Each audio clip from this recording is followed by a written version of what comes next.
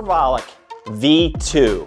This is a super safe and effective natural anabolic. Not only is this product going to help you increase protein synthesis, which basically means muscle recovery and growth, it also may inhibit myostatin, which is a protein in your body that is known to inhibit muscle growth. This is a complete natural anabolic that works through multiple different pathways, has multiple trademarked ingredients. If you are a natural athlete looking for that edge, Corbolic V2 is what you need. Get yourself some. All right, everybody. Well, welcome. I got Julie Cook on for today's podcast, and really I'm excited because it seems like such a hot topic to talk about fat loss, menopause, perimenopause, and it's something that you discussed in your amazing transformation, right? So let's just get right into it and tell a little bit about your story about, well, first of all, let's talk, you lost 31 pounds and 8 inches off your waist. Like, those are the highlight reels for me. Yeah, so when I started at 81.8. That's kilograms, so that's 180 pounds. Yeah. And then when I finished at 67 kilograms, and that was 147. And then right now I'm sitting comfortably and eating more food at 138 pounds. So the challenge ended and you've lost an additional 11 pounds. 9 pounds. Yeah. That's fantastic. And I'm eating more food. Yeah, so you brought the food up, and I'm assuming you just kept up with your activity. Did it really? Yeah. Yeah, I kept up with the weights, kept up with cardio. That was something that was going to be a non-negotiable. That was something that was always going to be a consistent after the challenge, was the resistance training, the weightlifting, because I just couldn't do without it now. Well, it's funny. I'm working on a video because I've been getting a lot of interest from women, specifically women, you know, I'll say over the age of 40 and even over 50, maybe even over 60, that are really feeling concerned about their potential for fat loss. They're feeling defeated because of menopause and perimenopause.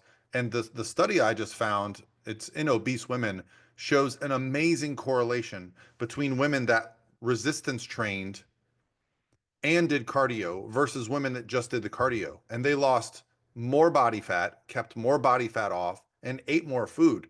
And so I think the fact that that's a non-negotiable for you is really good. So, because you talked a little bit about chronic fatigue, asthma. So how did you work through some of those things at a time when I think some women might just give up and just feel like defeated? So COVID hit, and I was pretty healthy.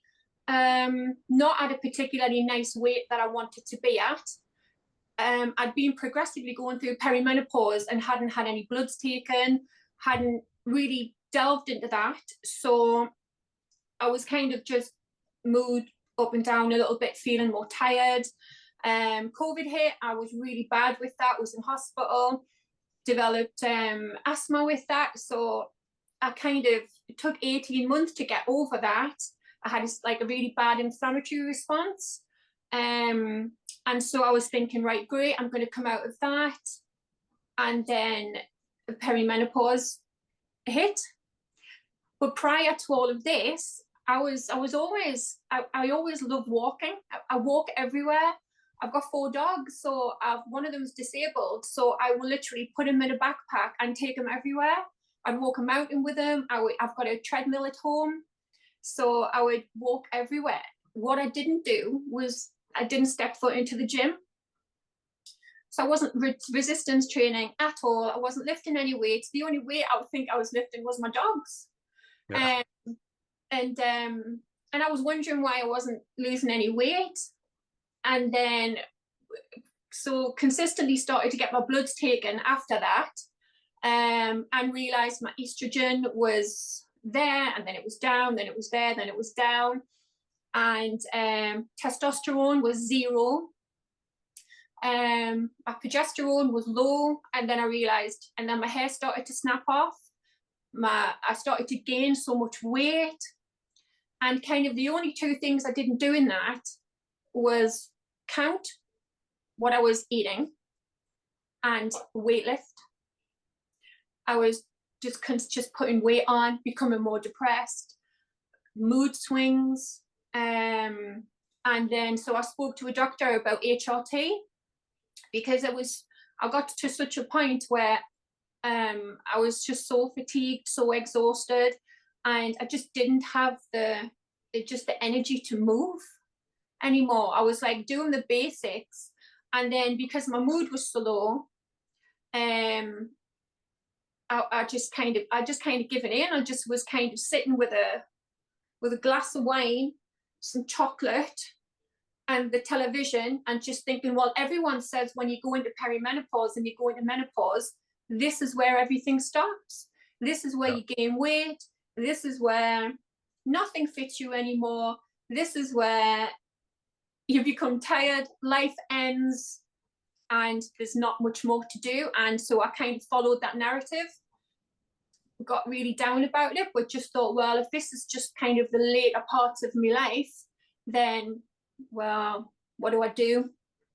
What do I do? It almost becomes like a manifest destiny. You believe it, so you actually start acting in a manner that, well, but also What at you that believe, point, you believe. the same amount of work you might have done before is going to get less results, right? So, so you had a really good hormone therapy doctor, then I take it, who Fantastic. yeah. The NHS in the UK isn't particularly designed for HRT. It's a kind of let's just see how it goes. Put a patch on and see how it goes. So I decided to go and see a specific doctor for this. Now, I know what you're going to think. Everyone's going to think, okay, she got HRT and that was the end of it. No, it wasn't. It wasn't.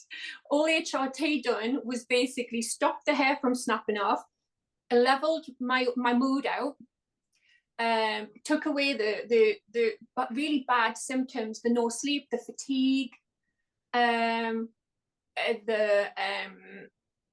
brain fog, those kind of things. But I was still left with it's not the answer to anything. I was still left with the same body doing the same thing and getting the same result.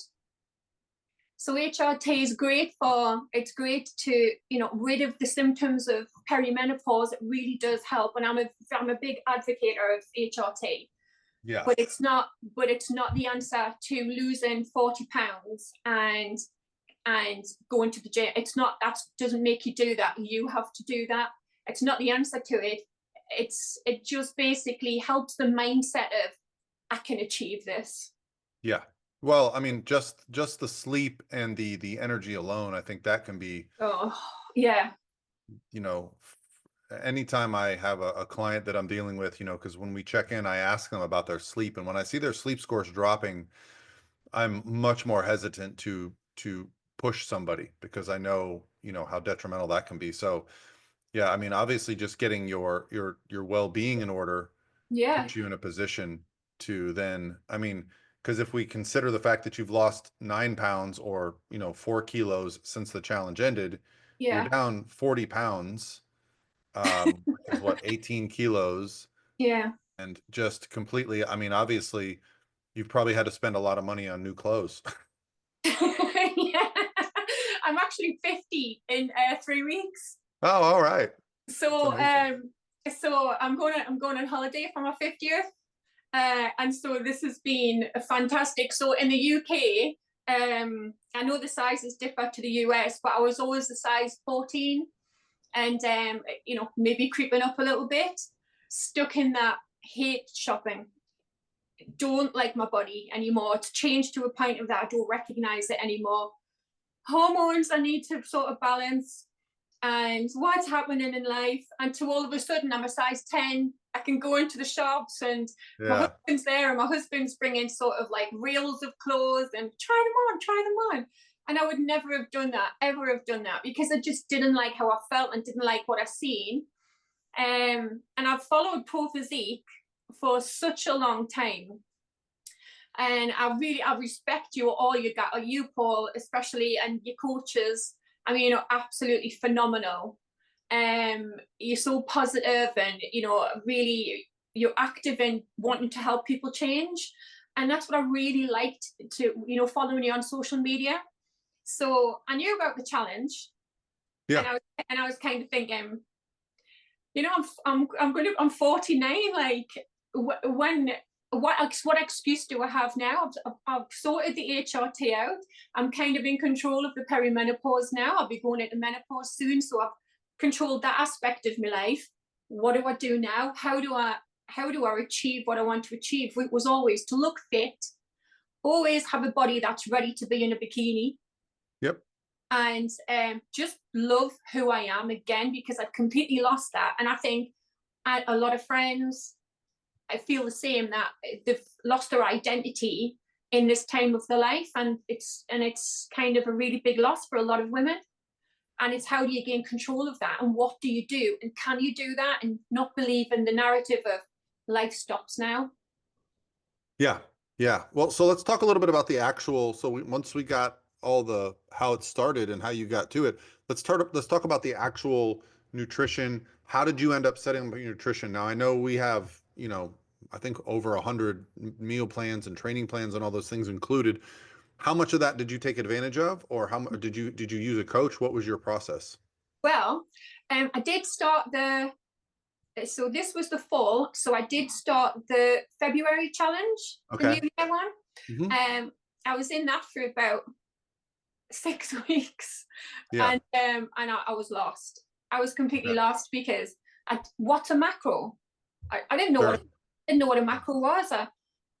I didn't know anything, so I decided this time around I was going to take it seriously. There was no negotiation to feel it. I was going to do it.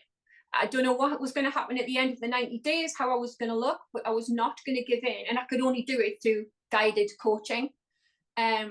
So I chose Coach Matt. Matt White's. Yeah, Matt Weiss, and he's absolutely, completely came into my life, crapped all over it in the best way possible, and I've never felt as good, as happy, as balanced as I am right now. So we kind of decided that we weren't going to go in sort of too hard and too fast because of hormones and things. Yeah. But we weren't going to go slow, because at the end of the day, it's still a challenge.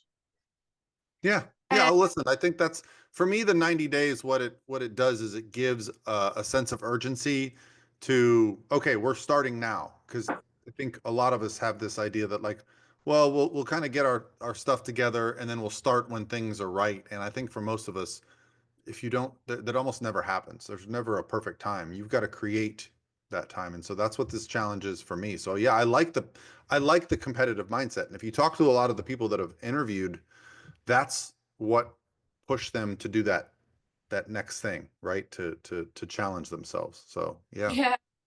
I knew that working with a coach, I was going to be guided in the right way around food. And that was something that I didn't really understand, or, eat salads. Right. That's what you kind of do to lose weight, don't you?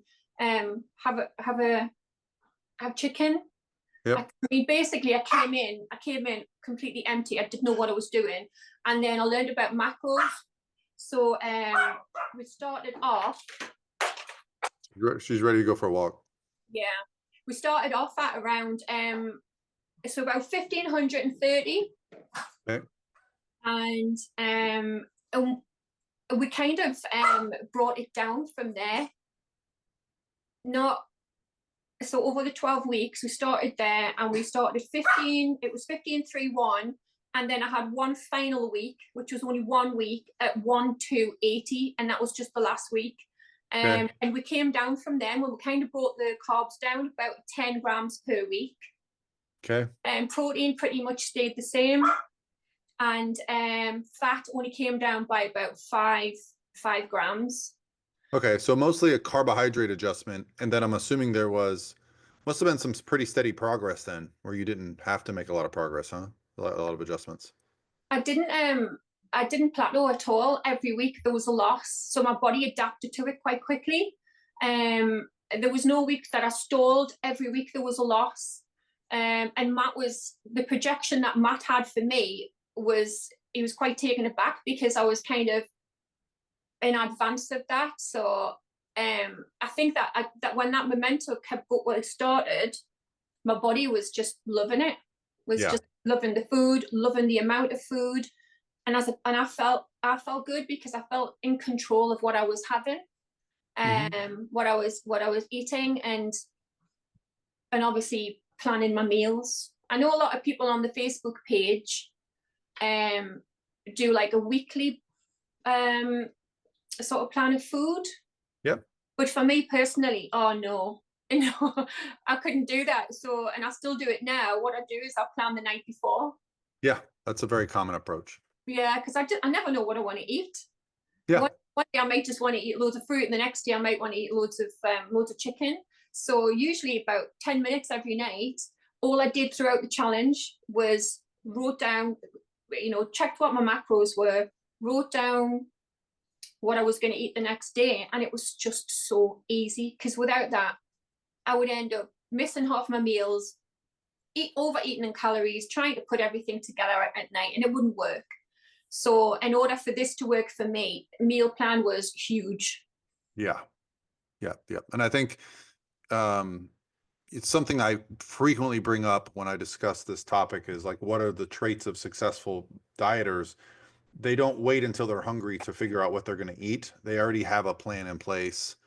And I think, when I think back to my first time dieting, that was the intimidating part for me, was planning my meals ahead. And what I realized was how much less stress I felt, how much freedom I had, because I didn't have to think about food. I literally, when it was time to eat, I went and ate my meal and I went back to what I was doing. So I didn't have this complete distraction from work or school. So yeah, it's funny.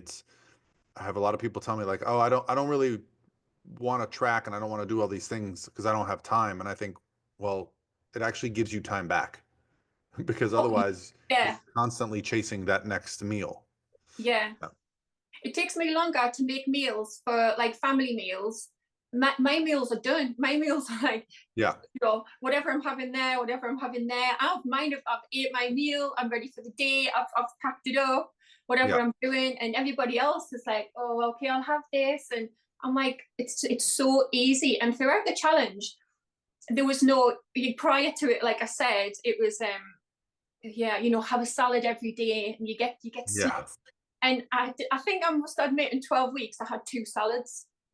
I dieted so flexibly. I ate, I had some chocolate, I had crisps, anything I wanted to eat, I ate, but I just made sure that I followed my macros. And then as you kind of go through the challenge, you realize that the more dense foods and the more whole foods you eat, the last you kind of longer throughout the day. And the healthier you eat, the better you feel. So it's kind of create that momentum. Yep. And when you realize you've got your cardio to do, you're at the gym, you don't want to eat foods that are sort of, maybe like a piece of chocolate or something, like, I don't know, bread or something. You really want that blueberries, you want the strawberries, you want the eggs, you want something that's going to sustain you throughout the day, to be able to give you a really good workout to where you're not feeling hungry at all. And through the challenge, I actually did not feel hungry. I thought, I've done something wrong. There's something wrong. I should be starving by now, and I should be crying by now. No, I felt it was just a complete straight line of everything. And checking each week, I was quite excited when the numbers were adjusted, because I was thinking, this is just another step in the right direction. Yeah. I mean, it's terrific. So let's talk a little bit about cardio to a degree, because if you didn't make much adjustments to the diet over the course, how did, if at all, did cardio change? Oh, okay. So for me, I walk every day. So I've got 4 dogs. So for me, 15 to 20,000 steps is not unusual. Okay. My house, I've got 3 stories in my house. So even getting upstairs, I've got like 3 flights of stairs. So even like walking the dogs, that would be 7,000. But me personally, because I did watch you on YouTube, I got up every morning. This is prior to the challenge. This is when I was heavy. I used to get up in the morning and walk on the treadmill because I have a treadmill at home. Mm-hmm. And after being quite poorly with COVID, my COVID doctor said, you know, get on the treadmill, do some cardiovascular stuff. It'll help with your asthma, help with just generally, you know, promoting the right hormones, you know, the happy hormones. And you need to start walking for, you know, especially for your mental health. So I did that. I did that without the extra food or anything else and all the changes. So I do love to walk, but I didn't do anything other than walk. I got up in the morning, I went on the treadmill. Sometimes I would put it on an incline, sometimes I wouldn't. I always made sure the walk was enough to get sweat out, you know, so it was going to be difficult to kind of talk. Not as much as a jog, but a very fast walk. And it became the best part of my day, which it is now, because I save all the good movies that I want to watch and all the good box sets, all the stuff that my husband doesn't want to watch. So I put my iPad on the treadmill and it's literally my time. Like that is Julie's time. And that's the best part of the day. It really is, because there are no distractions. Everyone's out, everyone's doing their own thing. The door's closed, and then it's just me. And then the gym, lifting weights as well, headphones on. It's something I didn't know anything about. It's something now I absolutely love, and I cannot wait to build more muscle. Like I'm so excited about 2025 and just changing more of my body and building more muscle. So that's something that's the only thing I did. If Matt had said, we're going to do HIIT training and we're going to do exercise, but I can't do that. To me, it feels so aggressive. Yeah. It just feels too much of an aggressive form of exercise. And to be honest with you, it doesn't work well for my body. My body doesn't move. Treadmill cardio, steady state cardio, my body reacts so quickly with the right food. So those are the only two things. Everyone says, what were you doing, Julie? Like, you must have been doing, you know, something extreme. No, I walked. I just walked. I just walked and ate really good food, and quite a lot of it, and lifted heavier and heavier and heavier, progressively overloaded the weight I was doing in order to build muscle. Because remember, before the challenge, I hadn't been lifting anything. So I was going in completely fresh. I didn't even know what was underneath all the fat. Right. So it was really interesting for me to see what I was going to look like throughout the journey. Yeah, I mean, it's such an interesting prospect to see, you know, because something I discuss with people is, I call it training age, right? So from the time you start lifting weights till the time that you're at currently, that's your training age, right? So if you've been training for 1 year, 5 years, 10 years, 15 years, 30 years, the body responds very differently. I've been training pretty consistently now for 30 years. I realize I'm not going to go in the gym and see some drastic change. However, the muscle that I have is not going anywhere. I can miss workouts. I can take weeks off. Like, this is just kind of the way I'm built now. But when someone like you, who hasn't had that stimulus, starts to add that in, plus eating well, I mean, it's incredible, because your training age was so young relative to you know, your age, that you're just starting out on that journey. It's really exciting. Yeah, and I think Coach Miriam, because she's older than me, and she's 58 now. Yeah, I mean, honestly, wow. She did a live, and during the lives in the Facebook on the Facebook page, you can sort of be involved and ask questions as they're going along, and you know, asking her, can I still build muscle at 49? And hearing and looking at her physique and hearing her say, yes, it's all down to food.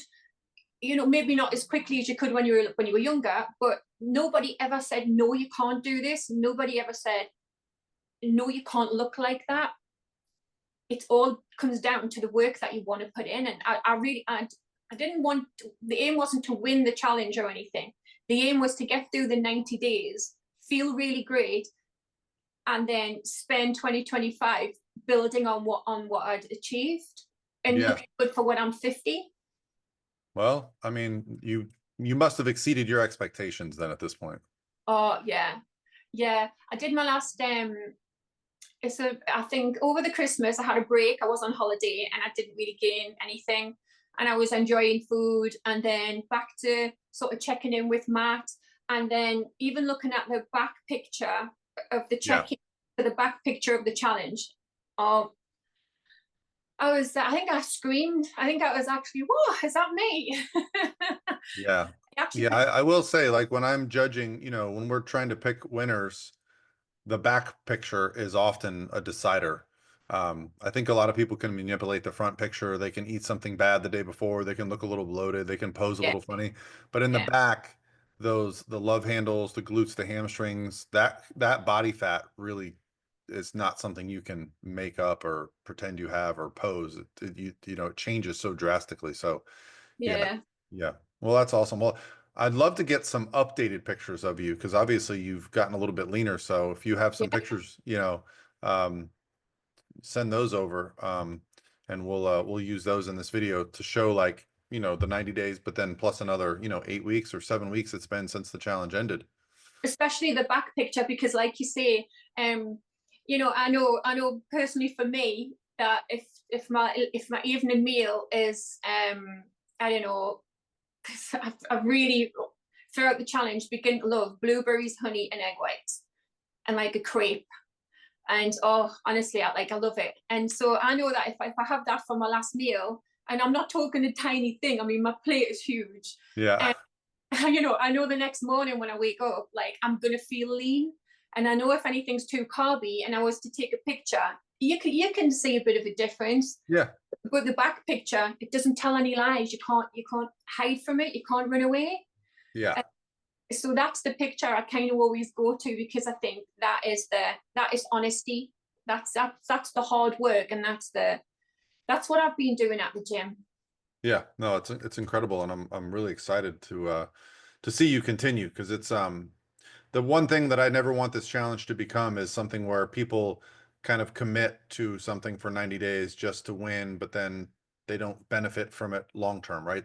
I want this to be something that changes people for the better forever. I think personally, I think if you've because it's not easy, and psychologically, I'm from a social work background, so um, I knew I'm quite tough in that respect, um, and know a lot about sort of psychology, behavioral psychology, Mhm. and I knew it wasn't going to be easy. I've got friends who go to a gym and have competed before, so I knew what their prep was like. Um, and so I knew what I was going into, and I just think that there's something about when you achieve the 90 days, you don't want to give in because you've worked so hard. Sure. You've done that work, and you don't want to let it go. And this is why I'm staying with Matt, going forward, because personally the accountability for me is a lot, and he knows so much more than me, and every day is a school day working with Coach Matt.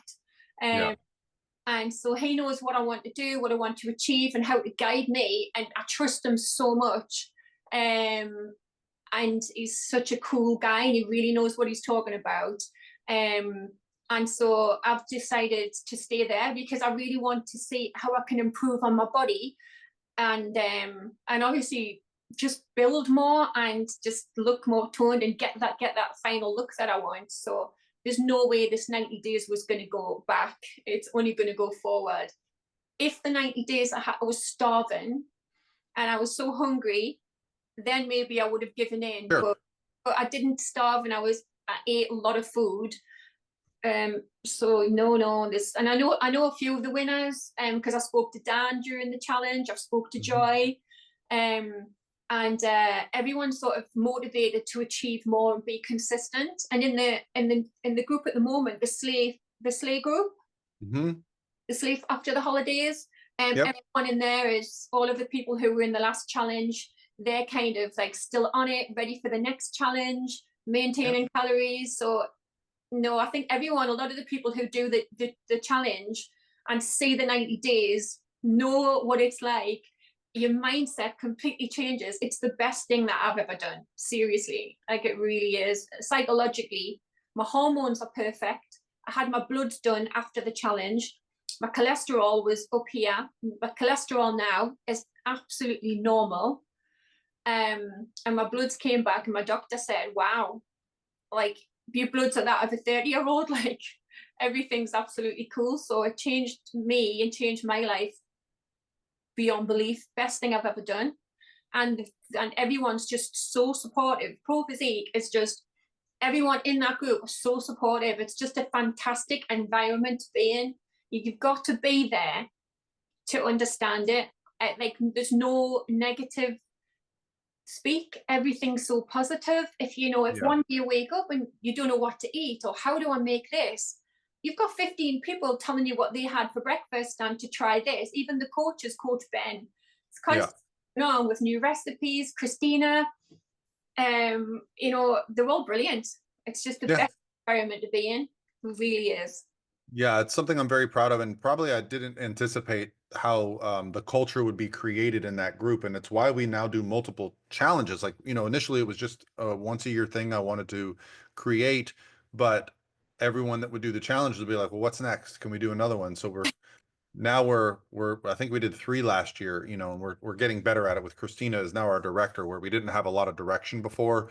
Now we have, an entire framework of, support and a director that want to make this thing great, and amazing people like you that now I can go talk about your results and people are gonna, they're gonna look at the pictures and they're gonna think, no, that she did something crazy. She didn't eat for 14 days, or some she No. got on Ozempic, or something where it's like, but you changed, and that's what created the change, right? So like you changed your routine, you changed your day, and that has forever changed the way you look and feel, which is amazing. Yeah, Absolutely. And I think the first thing I did when I joined the challenge was, after I signed up with Coach Matt, was I messaged Dan. And I was like, hi Dan, I've joined the challenge as one of the winners, can you help? And straight away it was like, it's all about mindset, and everyone is just like really helpful. And I don't even drink coffee. I'm caffeine free. So everyone's, you must have to drink loads of coffee then to suppress your appetite. No, I wasn't hungry. Are you on Ozempic? No, I don't want to put those hormones into my body. And, if that's your choice, that's your choice. But it's not what I wanted to do. I want to look, when I'm 60, I want to have the same body. I want to look the same. And, health is wealth. And this is something that I wanted for me. This is something I wasn't going to get stuck in this is perimenopause, you can't change. I wanted that control back before my hormones started to do this. And if anybody is watching this and thinks that they can't lose the stubborn fat, you have to starve, it's not true. You can do anything you want to do. You've just got to have the right mindset and want to do it. I'm just a normal girl who lives a normal life, who didn't know anything about fitness, who knows a lot now, who is a part of a great supportive group, and whose life's completely changed. My health's completely changed. My mental health has completely changed. And who wouldn't want to be a part of that? Yeah, amazing. Well, hopefully you're going to be in the new group, because we'd love to invite all our winners to be in the future. Oh yeah, I would pay. Well, we're just glad to have you and put you in there, because these are the kind of discussions and support that the next group of people that are going to be fighting for their transformation are going to need. I think success leaves clues, and I think it gives a lot of faith when people see what can be done through the effort that you put in. So thank you so much, Julie. And is there anything else you'd like to add, or any other thoughts you had about it that we didn't discuss today? I would just say to anybody who's going to do it, I think the thing with me, and I think I've seen this somewhere on one of your podcasts, Paul, or heard it, I think you've just got to get used to being comfortably uncomfortable at the beginning of it, because the way you eat has to change, the way you work out may have to change, but that doesn't mean that change is a bad thing.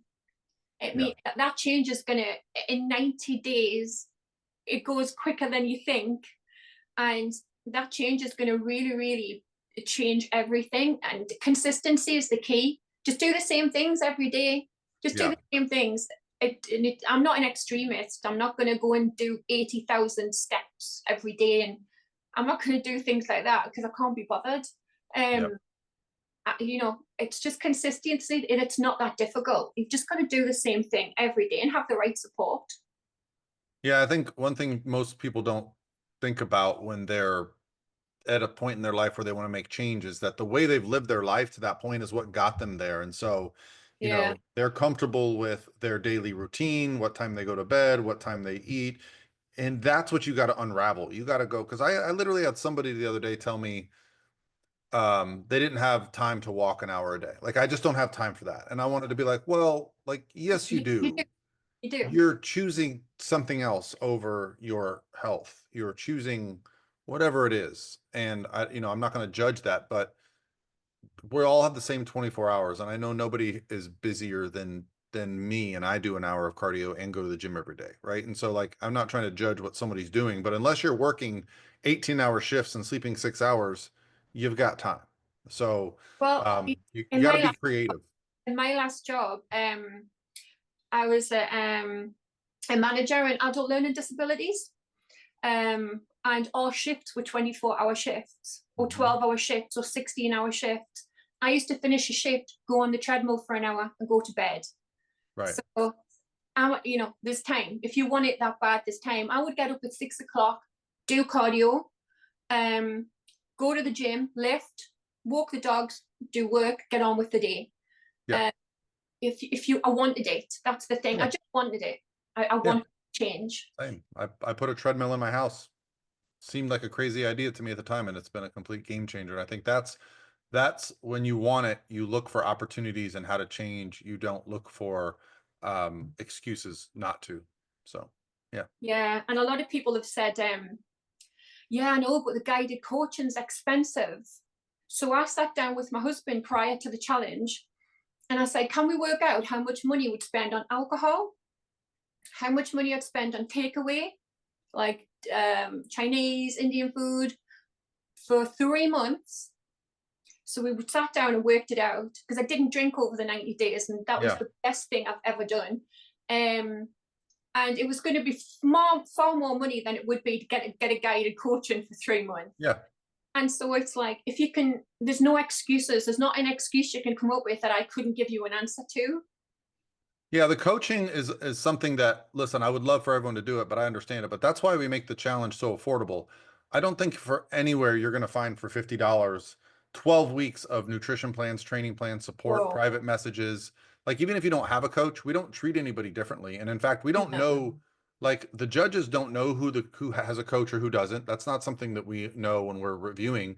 And in the group, we don't know. Like, if you're in there getting support from us, we're just it's a community that we're just wanting to get. So that's the goal for me. While I love, you know, obviously our coaches do a wonderful job, I understand that that's not something that everyone might want or need.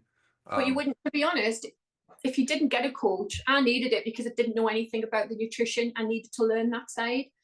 But there are so many workout schedules you get from Pro Physique. There are so many food recipes and meal plans that could fit in with your macros. And well, and that's our goal, is to continue, because the first challenge we didn't really do a lot of that. So every challenge we've progressed forward. Now we're looking at, you know, potentially having an app and things like that. So wow. Maybe doing a live event, like, you know, I want to keep progressing it forward as it's continued to evolve. So that's it. Well, thank you so much, Julie. I don't want to keep you too much longer. I know it's getting late there, right? Was it about 5:45? Yeah. 4:45 now. 4:45. All right. Well, thank you so much. Look forward to seeing you in the group for the New Year, New You challenge, and congratulations. Like, it's very exciting to see what you've done. And I'm going to give Matt a big high five when I see him. Thank you, Paul. Thanks. Thank you, Julie. Have a great day. Thank you. You too.